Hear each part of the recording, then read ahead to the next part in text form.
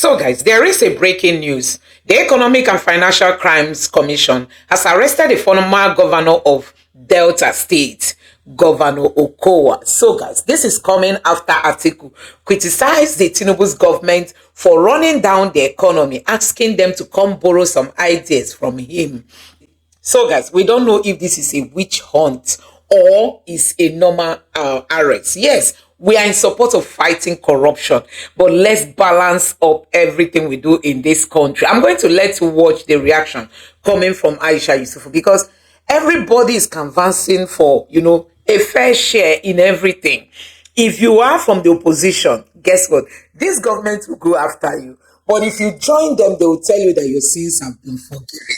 You can imagine somebody like Yaya Bello is working freely. Even Wike, who is working for the APC, he has been allegedly been accused to have, misused the state money while he was a governor. Why is it that the EFCC is paying deaf ears to all this? Look at the chairman of the of APC, Ganduje. Look at so many of them that we know, whose hands are not clean. But guess what? For the fact that you belong to APC, you will not be touched, because they still need you. You are still relevant to them in case, especially during elections. So they wouldn't want to go after you. But if you are in the opposition, they will silence you. So you can imagine Okowa now going to be the scapegoat for these people. Look at the case of Buhari and Emefiele. Emefiele did everything Buhari approved for him to do. But guess what? Emefiele is the only one paying the price, while Buhari is enjoying. And recently, this government came out to say they don't even want to tell the public the level of mess they met on ground.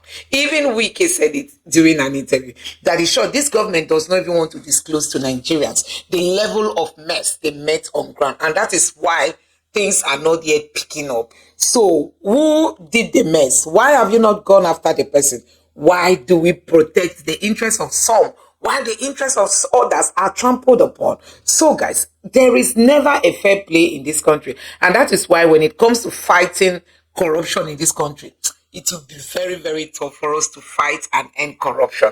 So, guys, let me allow you to listen to the reaction coming from Aisha Yusufu. Take a look. Hello, everyone. There's a breaking news right now. Okowa has been arrested by EFCC. Yes. Sahara reporters have this breaking. Anti-graft agency EFCC arrests Delta ex-governor Ifeanyi Okowa over alleged 1.3 trillion naira diversion. Okowa was arrested on Monday for the alleged diversions of the funds said to be part of the 13% derivative fund earmarked for oil-producing states. Operatives of the Economic and Financial Crimes Commission, EFCC, have arrested former governor of Delta State. By the way, Efcc Okowa was also the running mate to Atiku Abubakar in the last election that happened, the 2023 presidential election. Okowa was arrested on Monday for the alleged diversion of the funds said to be part of the 13% derivation fund earmarked for oil-producing states. Officials say that former Delta governor and former vice presidential candidate of the People's Democratic Party, PDP, was taken into custody at the Port Harcourt division of the anti-graft office. The EFCC spokesman Dele Oyewale also confirmed that the detention to the Gazette by telephone. Okowa was alleged to have used his office as governor to loot and acquire assets up to 1.3 trillion naira. Some of the assets included massive shares in UTM, floating liquefied natural gas company, among other investments in the oil sector. The National Bureau of Statistics had reported that the Federation Account Allocation Committee (FAAC) disbursed among the oil producing states the 13% derivation fund. So yeah, this is where the news stops. And for me, anything that has to do with fighting, corruption, I'm all in for it. If anyone has looted the country, their state or whatever, they should feel the full wrath of the law. But at the same time, also, I hate selective justice. Why always PDP governors? Why is it that it's only PDP governors that EFCC, knows how to go after?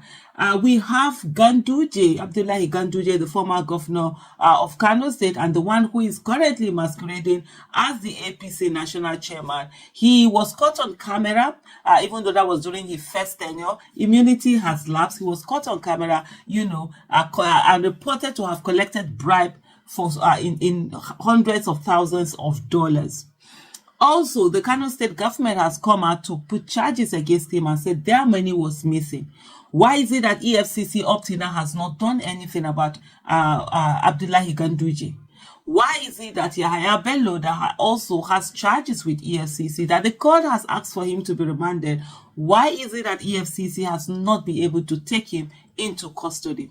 Why does it seem as if EFCC it's only strong, only powerful when it comes to these governors who are not in APC or who have not decamped to APC? That's not fair in any way. When we're talking about the rule of law must apply to everyone, and everyone must feel it.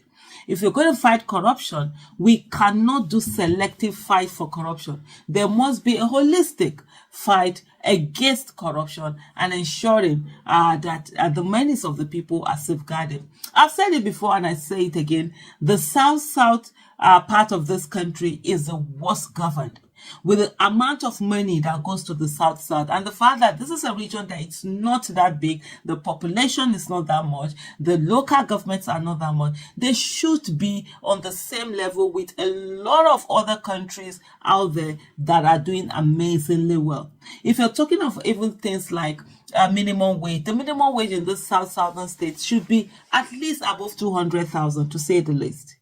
Yet, this state collects so much and there's nothing to show for it.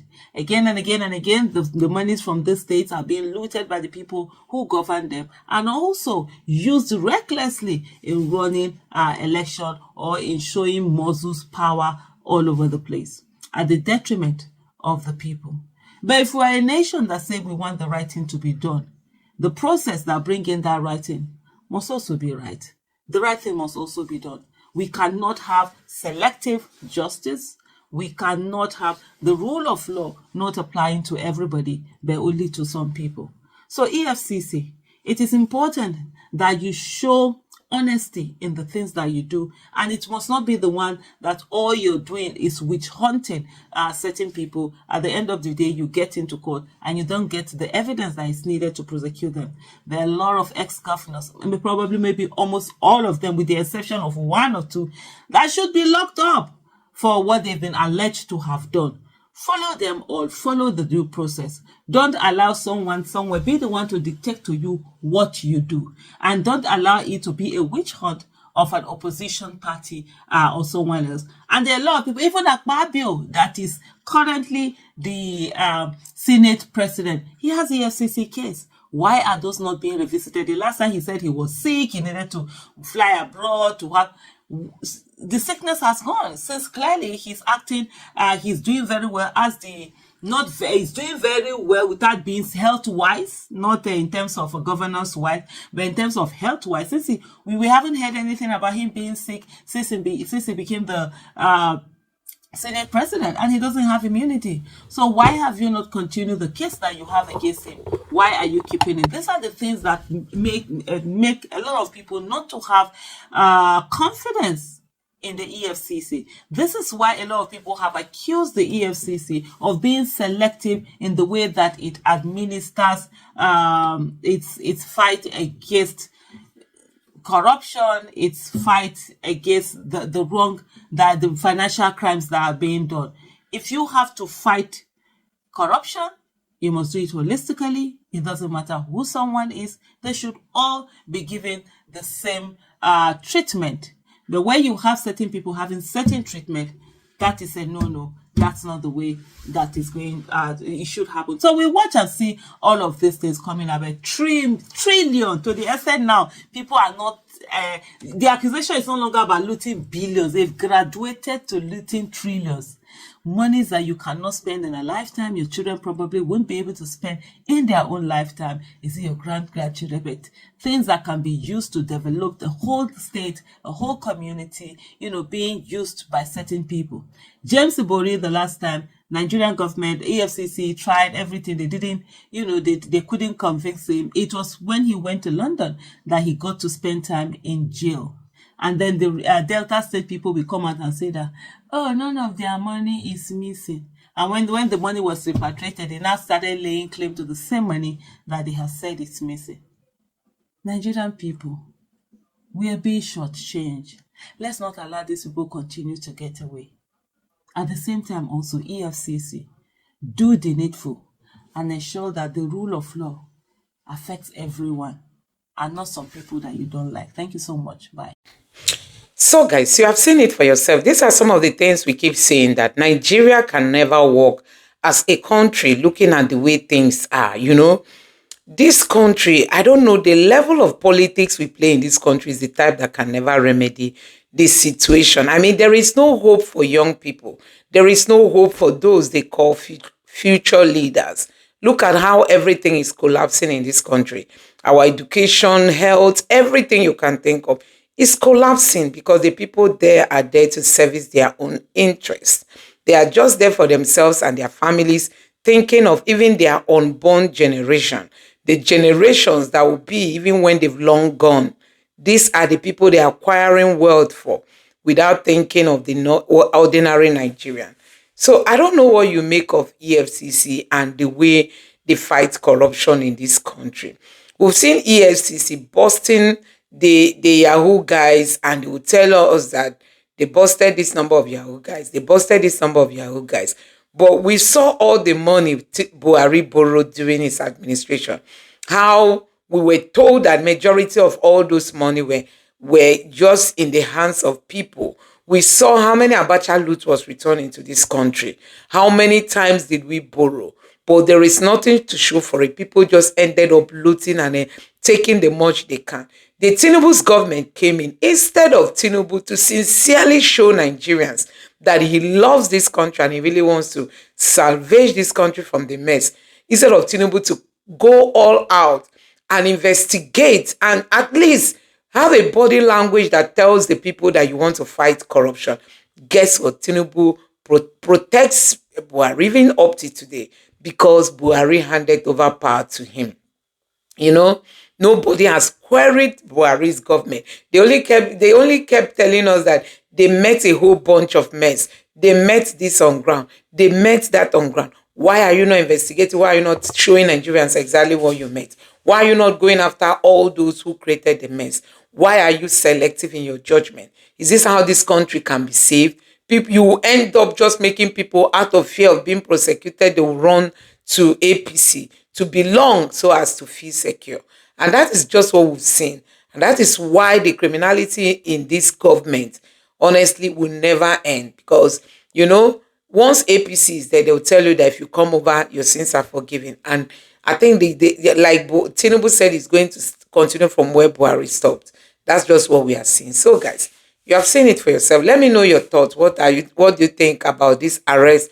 Do you think it's a witch hunt, or do you think it should be done? Let me know your thoughts in the comment section below. Please don't forget to subscribe to the channel, turn on the notification bell. Please give this video a like so that YouTube can recommend it to others, and drop your thoughts in the comment section below. Thank you.